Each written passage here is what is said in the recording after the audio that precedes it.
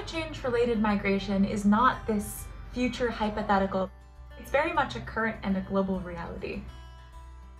Climate change is rarely the sole reason why people move, but it can also influence political instability or economic insecurity, and that might be the reason that compels someone to flee. So for example, if you're a farmer in the dry corridor of Central America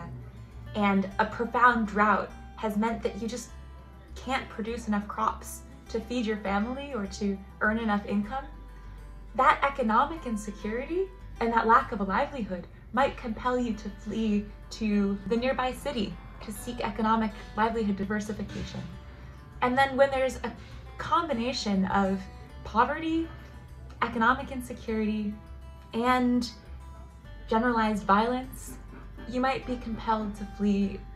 even further afield, such as across international borders or to the United States. Often what we see is that these acute onset hazards like wildfires sort of exacerbate those underlying conditions and can be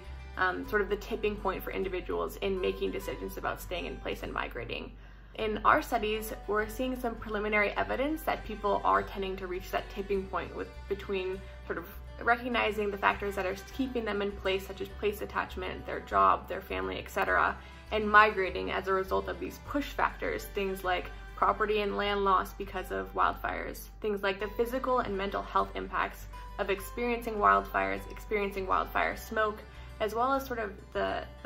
psychological distress that's associated with this impending threat of wildfires every wildfire season. Sort of on the more long-term side, I think it's important to consider whether folks are actually moving to places that are keeping them safer, or whether they're moving to areas where they might be exposed to new or heightened risks. And we really don't have a good sense of that right now. Any kind of future planning, whether that's at the local government level, whether that's in terms of risk communication, it's going to require us to understand not only the impacts of climate change, but how these are perceived by the public.